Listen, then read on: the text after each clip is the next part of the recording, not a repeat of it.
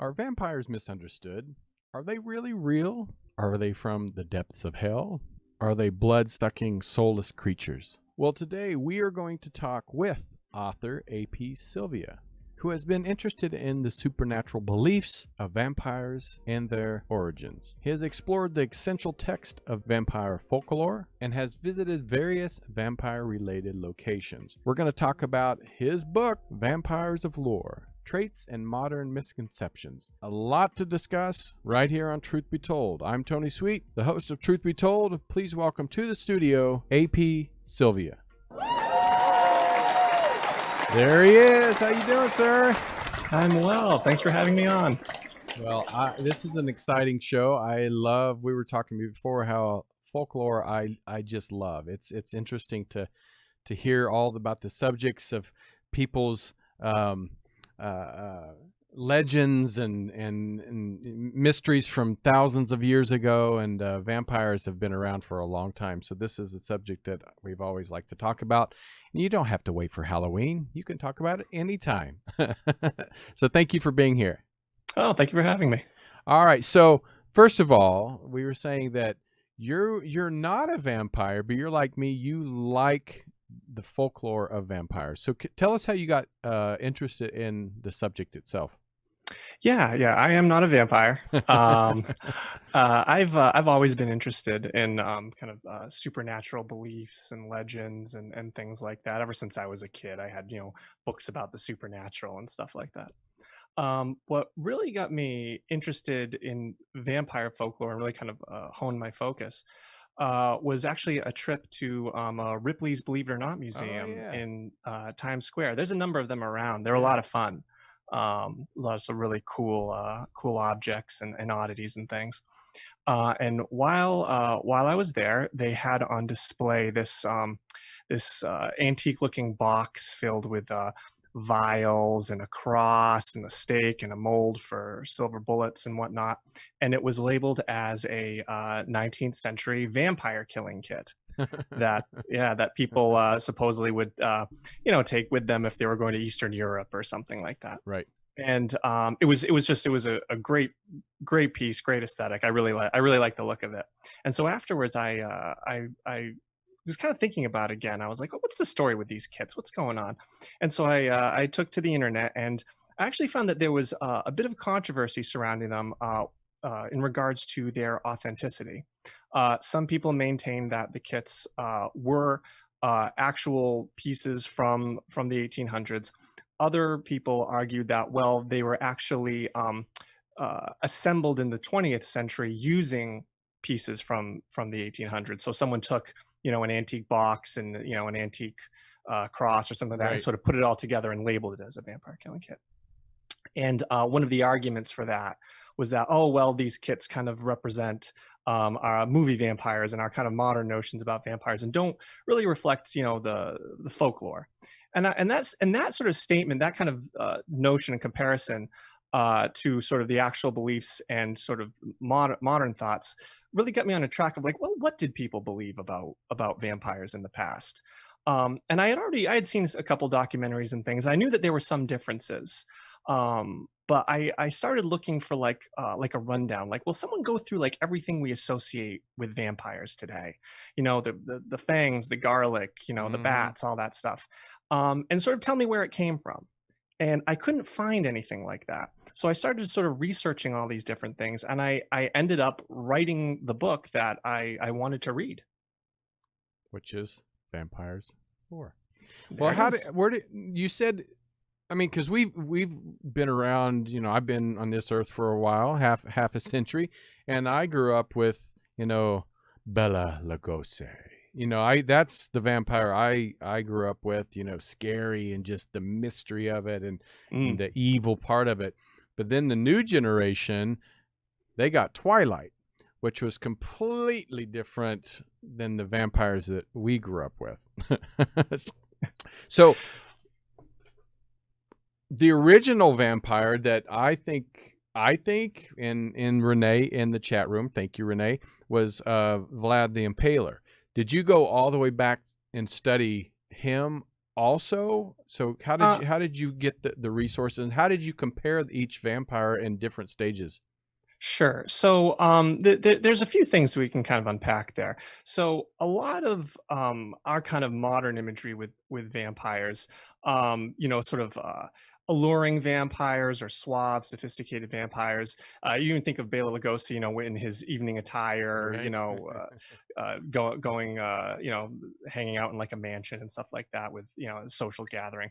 A lot of that came about with 19th century fiction.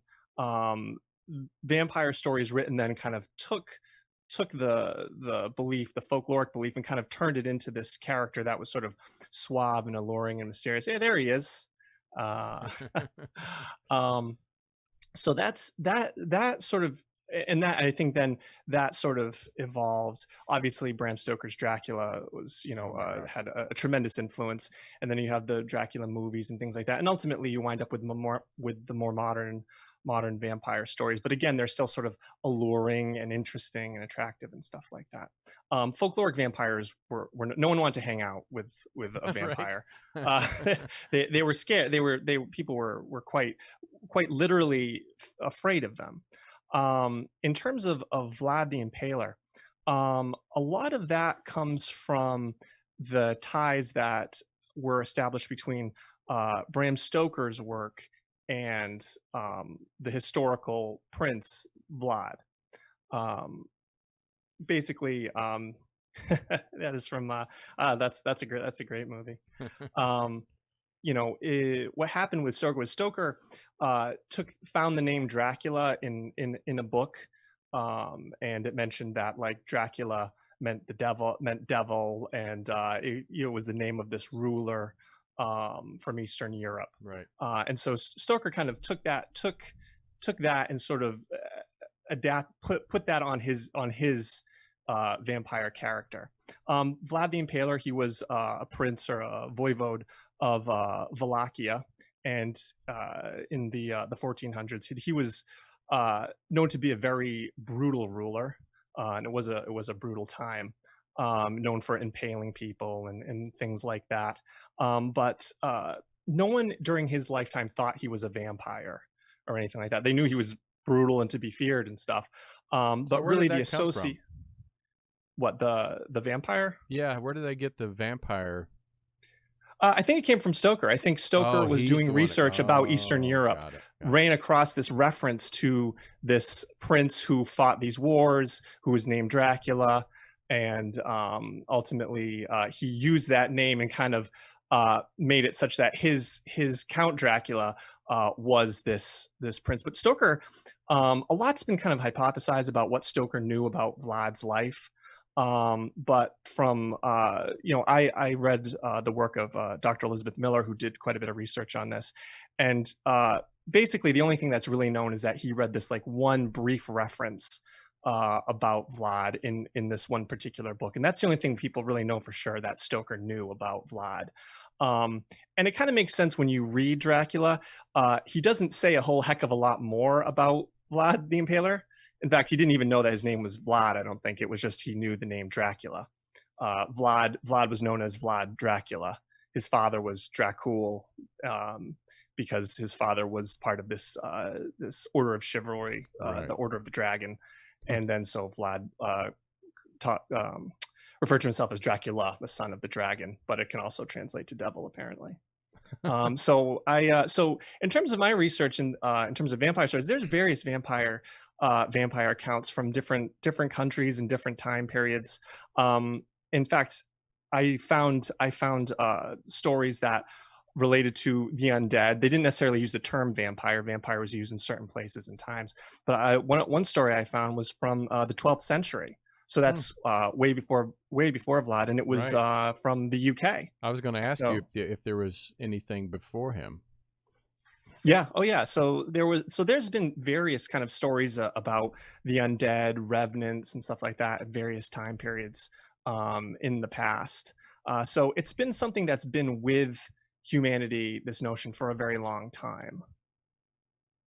And how did bats and vampires, is it because, was that just a Hollywood thing that connected Yeah, the bats and vampires together because they kind of started dressing and looking like bats. they do, right? So you think of like a Right.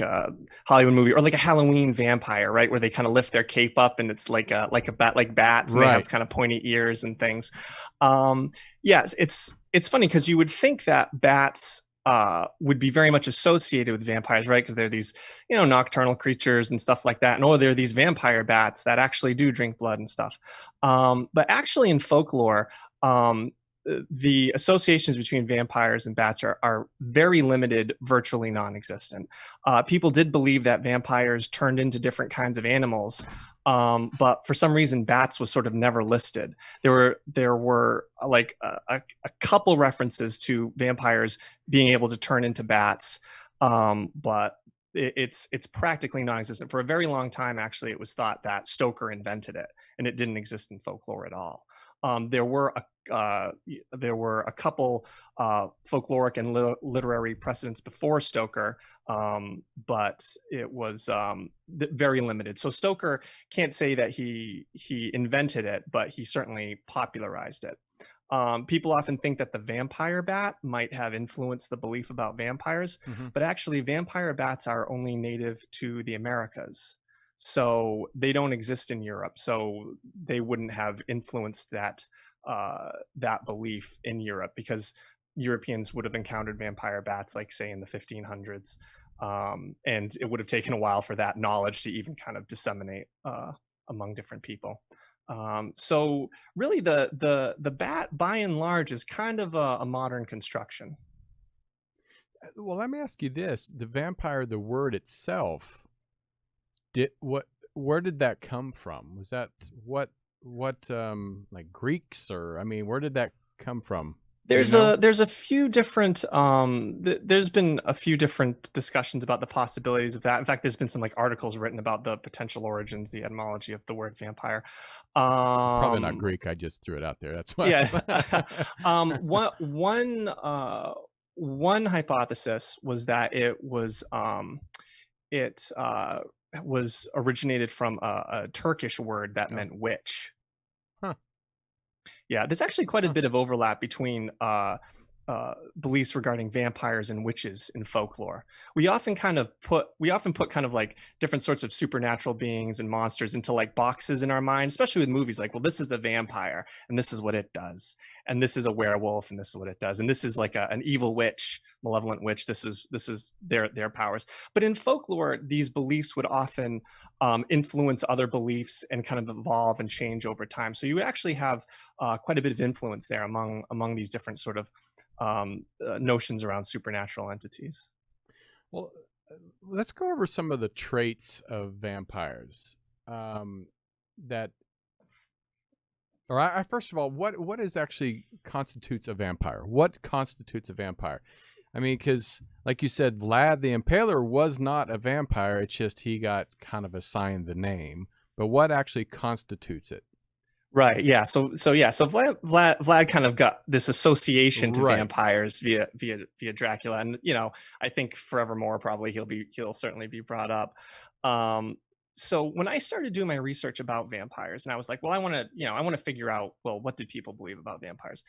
The first thing I had to do was actually sort of define, well, what constitutes a vampire? What is a vampire? Because when you start researching these things, there's all kinds of different beliefs, say like, about monsters and things that Mm-hmm. suck blood and whatnot.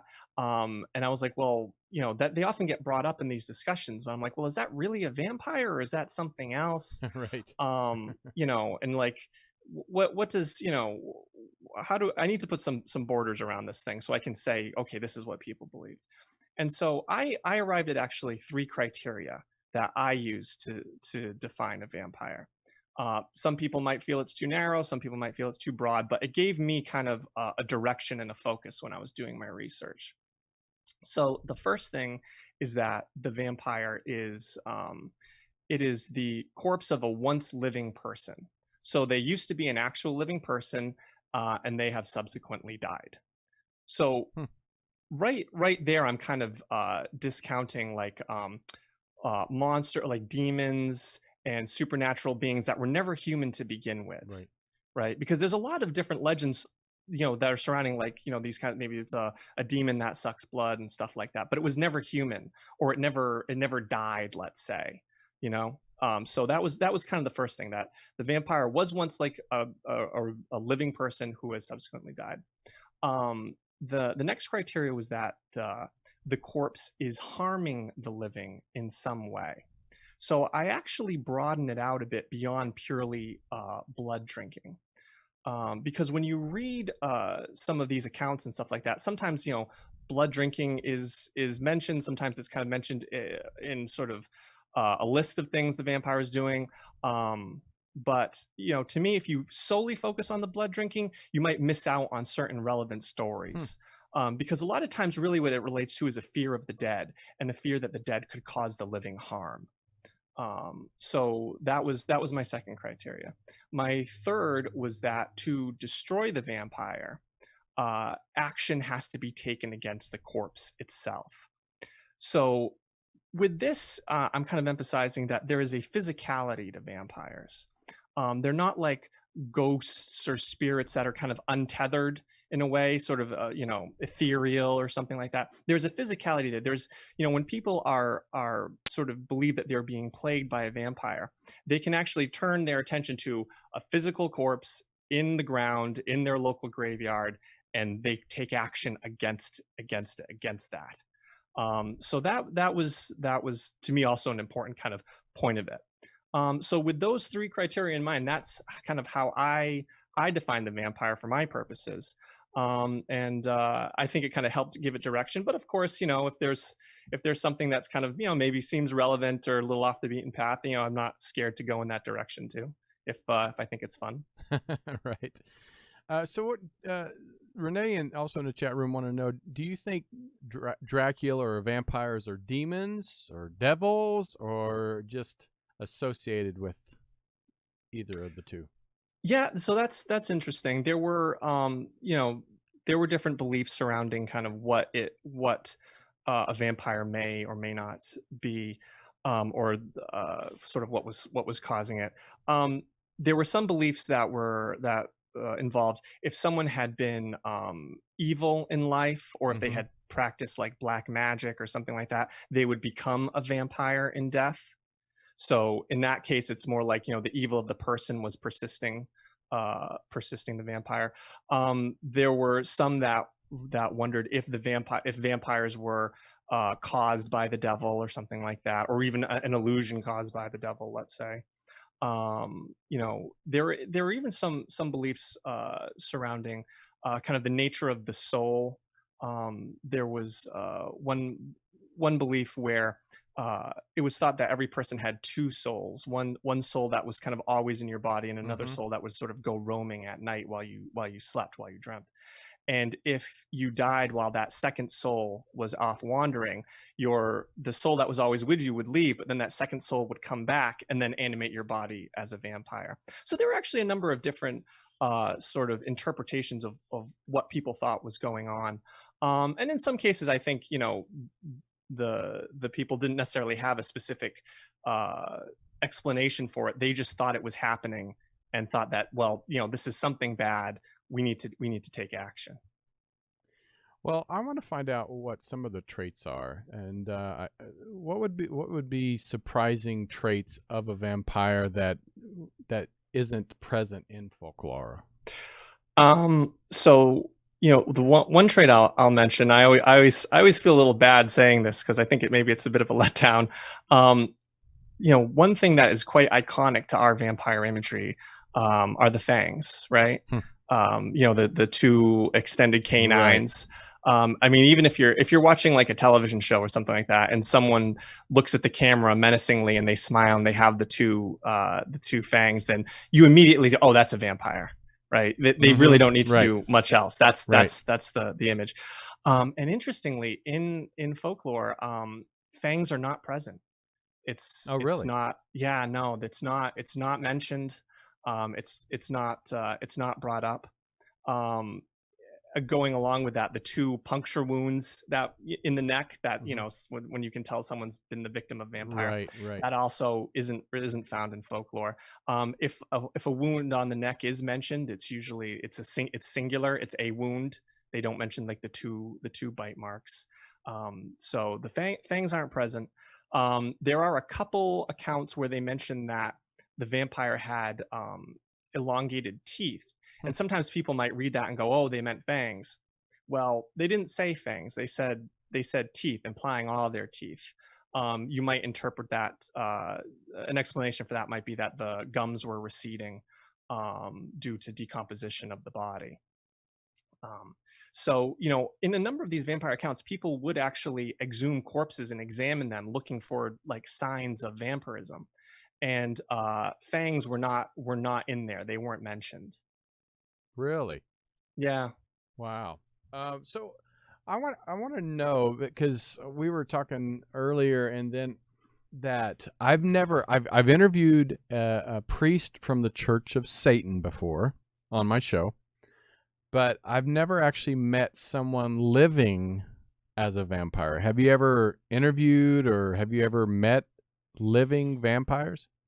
I have not. I know that there are communities of people out there Right. that they like, some people like to dress in sort of what we would associate to be Mm-hmm. vampire style like gothic clothing, and kind of that sort of Right. aesthetic. Some people believe that they need to like feed on the energy, like the psychic energy of other people. And there are some people who feel that they do need to consume small amounts of blood from willing donors to sort of feel normal, or have energy, or that kind of thing. I haven't spoken to anybody in those communities. That's not really where my research was. Right. My focus is on sort of the legends and the The folklore legends, of the right. past. So I can't speak to that stuff with much authority, again, because I haven't really talked to those people. Have you noticed, it's almost like, I hate to compare it to Christmas, but Christmas is very similar to me than vampires in this way. The Christmas tree, from Germany, a lot of pagan stuff for Christmas Mm. in association with it. And things were just added as the years went on, Christmas tree, Santa Claus, gift giving, all this stuff. With the vampires, did you go back and kind of see when, like, when they added the fangs and when they added the bats, and when did you get to see that on paper through your research when they started adding these Sure, little yeah, yeah, and I and traits? I talk and I talk about this sort of thing in my book of, if it wasn't in folklore, when was it introduced? When Okay. did this happen? A lot of things, um, a lot of our modern notions were introduced in 19th century literature. Mm-hmm. That's when you see this kind of pivot in sort of how vampires are represented and how they operate and stuff like that. Now, it's also important to note that vampire beliefs, vampire folklore is found in various countries and various times, and thus there is variation just because it's different places, different cultures, and stuff like that. But in the 19th century, in literature, um, let's say fangs are introduced. They're introduced in the 1840s. There's this penny dreadful called Varney the Vampire, and that is Barney? when, yeah, Varney the Oh, Vampire Varney. I is, thought you said yeah. Barney, like the "I love you." Oh no, not yeah, Varney with the Vampire. They like the alliteration, for the title, because it was Right. it was a penny dreadful. It ran for a very long time. It was a serial, Right. and in that the vampire has fangs, and they talk about the two wounds and stuff like that. So that obvious so and ultimately it's compiled into kind of a large novel. But that sort of introduced something. You can imagine how probably fresh that was to readers at the time, Right. right? Like now it's a given with vampires, but in that would have been new. So the vampire sort of took on this aristocratic kind of role in the 19th century. Before that, in folklore, the vampire would have been like a neighbor by and large, right? It Hmm. would have been someone in the community, because these there are a number of documented instances, where people thought one of their neighbors who had died was a vampire, and they actually exhumed the corpse and took action against the corpse and stuff like that. So these were real beliefs. With the 19th century fiction, this is now these are people telling stories, so they're making an interesting story. So in Victorian times, it was probably more compelling for readers that the vampire was moving about in high society and thus was a threat to in their homes and their friends and their social circles and Hmm. stuff like that. You have Bram Stoker say popularizing the bat transformations and stuff like that.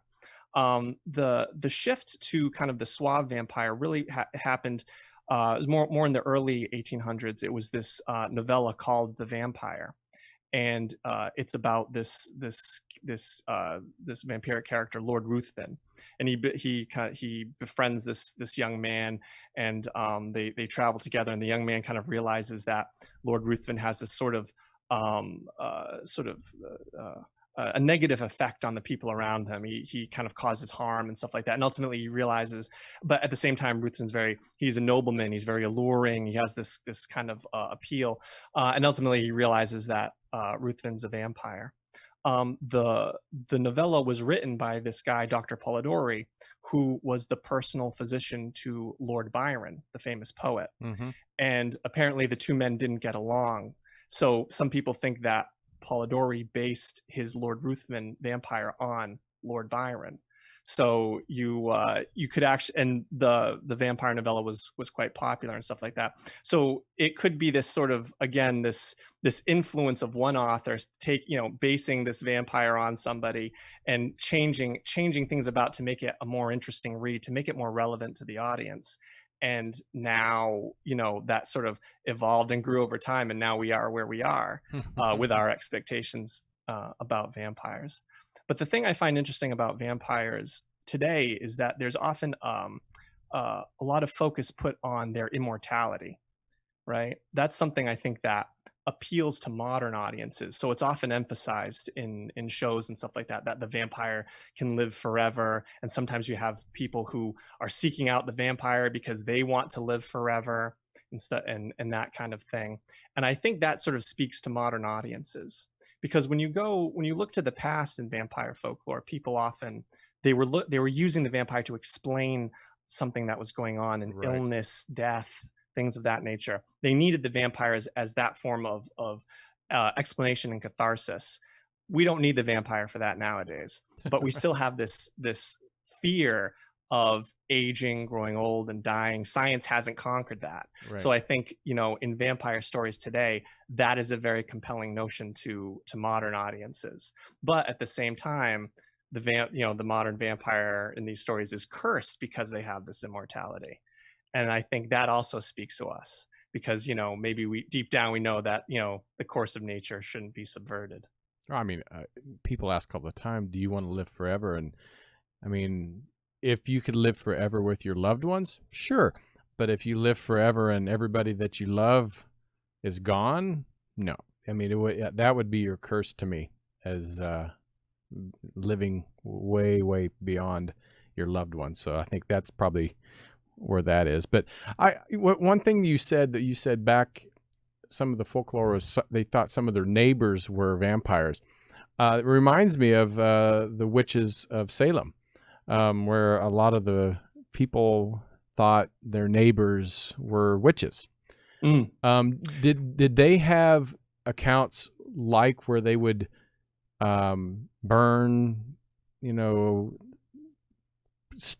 put a stake through the what did they do when they found out, or they thought their neighbors were vampires? Did they do something like the Salem witch trials? There are a number of kind of interesting parallels between beliefs in vampires and kind of witch panics, beliefs in malevolent witches, right? So basically in any of these kinds of situations, when you look to the past, people believe that the supernatural had a very kind of real effect on their daily lives. Right. Right. So, if something bad happened, if someone was sick or something like that, they didn't have the benefit of our knowledge today, right? If someone gets sick and then another person gets sick, well, we know about germ theory. We know that that disease can be transmitted that way. In times gone by, people didn't understand that, and so they would look for reasons. They try to explain things, and the supernatural would be a way to do it. So with these kinds of things, I mean, basically, uh, in some cases, if there was illness or there was some misfortune befalling a community, suspicion may fall upon the dead, and so now you have vampires. Mm-hmm. But if suspicion falls on the living, well, now you have witch panics and Right. that kind of thing. So it kind of it depends on kind of the beliefs of the people at the time in terms of where their suspicion may fall.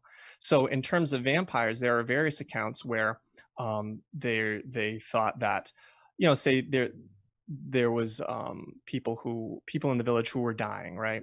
And this has happened in various instances where someone would get sick, someone who maybe seemed healthy or something like that, they'd get sick, pass away, and then another person would get sick and pass away, and then another person's sick.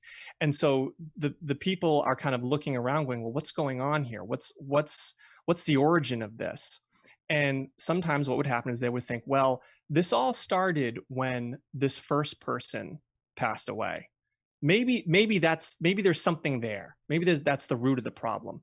Let's dig that body up and let's take a look and see what's going on. So they would do that. And normally when people think about a body decomposing, I think most people even today think about it as, well, you're moving on your way towards being a skeleton. So if you look at sort of a dead body, it should be somewhere between where they were when they died and skeleton. But that is not necessarily what happens. So people would exhume these bodies and they would see things that to them were signs of vampirism. So the body may seem unnaturally preserved. They may look fresh, as if they had as if they were sleeping, or if they had just died, even if they had been dead for some months. The body may look like it had gained weight, that they were bloated and that they were red in the face, right? They might look in a way like healthier than they did when they were alive. Which again, that can happen during the decomposition process. But these people looking at that didn't understand that. To them, it looked like, oh, well, this person must be feeding on something because they've gained weight in the grave. It might look like they have fresh fingernails or fresh skin and stuff like that. So they would see these signs that looked like it was an unnatural vitality in the grave. And that to them was an indication that something was going on, that this was the root of the problem, that this dead body in the ground was somehow stealing the life of the living and thus preserving its own kind of undead life. So depending on the time and the place, there were different ways to handle this situation. Staking was a well-established way to put an end to the vampire. Burning it, that was often kind of the kind of final way to get rid of it. They would burn the body to ashes.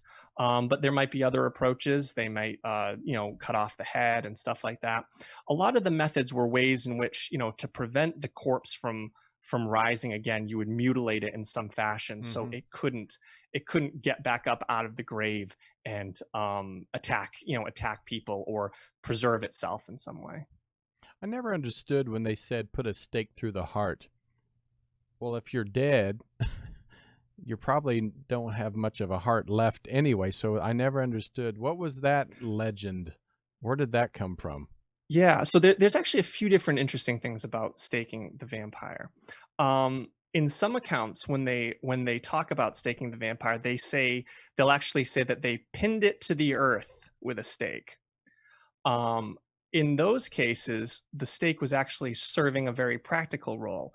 They would put the stake through the body into the ground underneath it, so that the body couldn't sit up. It couldn't raise itself up out of the ground. So it was literally pinned into the ground. Got it. But the thing is, there's other implications there too. So in terms of the heart, one of the vampiric signs, people in some cases, they would actually remove the heart and look for what they thought to be fresh blood in the heart. If there was blood in the heart, they thought that was an indication that it was a vampire. So a stake through the heart. There's also, because the heart is associated to blood and life and stuff like that, there was probably the destruction of the heart also might have played into it. Interestingly, too, with stakes is that we often think of a wooden stake. That's kind of Hmm. a nice kind Right. of imagery. But the type of wood used was actually important. So certain beliefs was that it was hawthorn or blackthorn, oak. They thought that the type of wood they used for the stake was important to kill the vampire.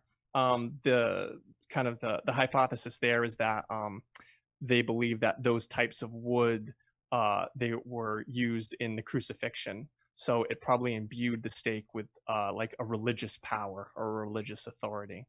So the stake is interesting. So it's got these practical implications, but it also has these kinds of supernatural or mystical ones as well. So why do you think folklore sticks through time? Meaning, unless we, it's it's kind of like, if like oxygen, we say, oxygen is there, but we don't see it. God is there, but we don't see it. It's the same with like Bigfoot and vampires and so many things.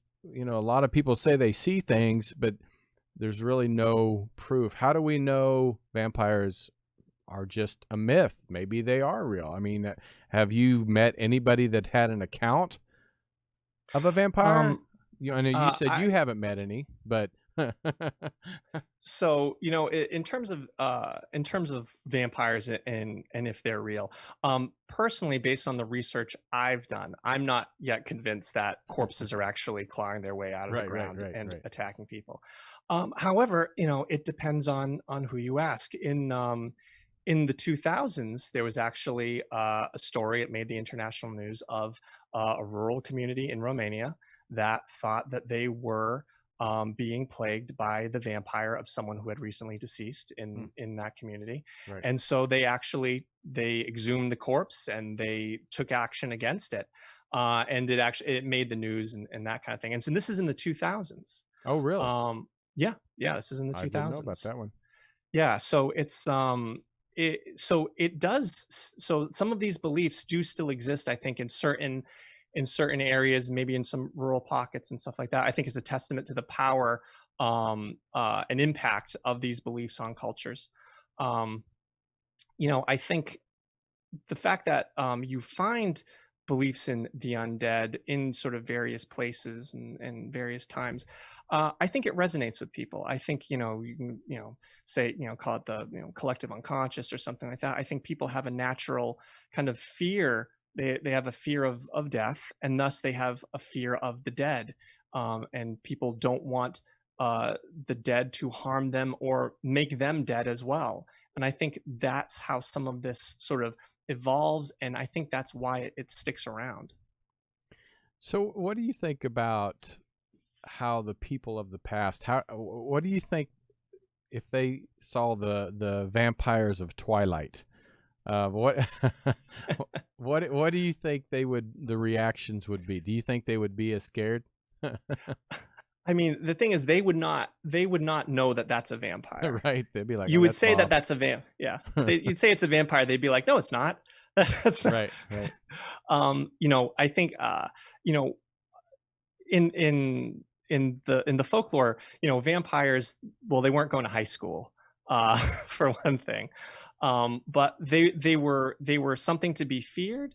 They didn't sort of live normal lives or live lives like, kind of with like this double personality or something like that. Like in movies and things, you think of vampires as that they're showing up to parties and stuff Hmm. like that, and they're at night and they're hanging out and all that. And no, people just think they're kind of suave or cool and don't realize, in folklore, people were they were frightened of vampires. They weren't alluring. No one wanted to, have, go out on a date with a vampire or something like that. They Right. were quite scared of them.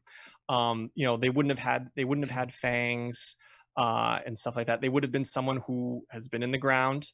Vampires were often thought to smell bad, because they were decomposing. They might look bloated, as I said, and red in the face and that Hmm. kind of thing. So the imagery would have been different for sure. So people, I think, of the past would not necessarily recognize our vampires today. So, do you think if the people of today would not admire the vampires of the past. That's why it's still popular, because of Hollywood has, Interview with the Vampire, Tom Cruise and Brad Pitt type of. Do you think that Yeah. that's why it's still popular today? Yeah, the vampire of the past wouldn't resonate with people today. I don't think it would have. I think it would. I mean, I think you could make a cool movie with kind of doing more of an accurate folkloric depiction of a Right. vampire. I think that would be cool. I don't think there would be as much sort of enthusiasm and cultural impact, because the vampires in folklore, they would either be in their grave or they would be out killing people or hurting them in some way. Right. And that's kind of it. They weren't who they were, you know what I mean, when they were alive.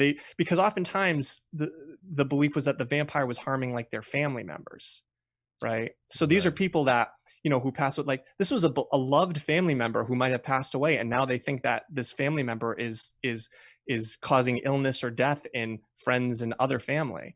So there's the vampire sort of just takes on a different kind of aspect. When someone was thought to be a vampire, they sort of had this compulsion, and they weren't able. There was no sort of like sort of fun or enjoyable aspect to it, like would be portrayed in a movie today, where they're out flying around or something like that. It was a different kind of thing for sure. It's not necessarily in the title of your book, but like werewolves and vampires, were they kind of based off each other? Because Yeah, there's a so lot of similarities with vampires and werewolves. Yeah, so actually the last chapter in my book, I talk about similarities and kind of overlaps between werewolves and witches and malevolent witches and vampires. Right. So yeah, they absolutely were. Well, for one thing, people thought that someone who was a werewolf in life would become a vampire in death. Oh, That was really? I didn't yeah, hear that one. that was a belief. There was a belief, I believe from Normandy, where they thought that a corpse would turn into a wolf and erupt out of the ground. And in that case, you essentially have a vampire, but it's a wolf instead of a vampire, Hmm. instead of a human. In folklore, vampires were thought to be able to turn into like dogs, Right. and things that was common. So you have some overlap there as well. So I think they were oftentimes influencing each other. Even some of the terminology, like in Greece, the term for a vampire was a vricolakus, which I think some people have thought that term evolved from a term for, or was related to a term for werewolves as well. So you absolutely had these different kind of supernatural entities influencing each other and sort of evolving together. And I know we don't hear much about here in America, at least. Like you said, there's some people that want to live their life as a vampire, and mostly we talk about vampires, during the Halloween season. But Mm. are there other countries still, like you were just saying in the 2000s, that seriously believe that vampires are real, and still, what is it, salt around I don't know, the salt around the doors and the Sure, garlic? yeah. And is there still people in this world that still believe that vampires are real? Well, I mean, I think from some of the research I did, like that news story and things like that, I think it does maybe still exist in some rural areas and stuff like that to a certain extent. I'm not sure. I'm not Right. sure how much. I think with sort of the popularization of vampires in movies and things like that, I think Right. that notion is probably spread pretty far and wide. But I think it does. There was one village where this was fairly recently. I forget when. There was like a mill that collapsed that was traditionally home to some vampire, and so some of the people were like, "Oh, the vampire's he's gonna be out and about now," and stuff like that. But it's sometimes hard to tell with some things whether it's a genuine belief or people are just kind of saying it Right. because like tourism or True. or things like that. You know what I mean? Like they Yeah. might just be, maybe they're having fun with it. It's hard to know exactly. Um, So I'm not sure how much it still exists in any particular place. I think if it does still exist, like in that one particular news article, it's probably more of a limited thing, or maybe more in rural areas where they've hung on closer to some traditions of the past. Right. Well, do you have any other books coming out soon that people can look out for?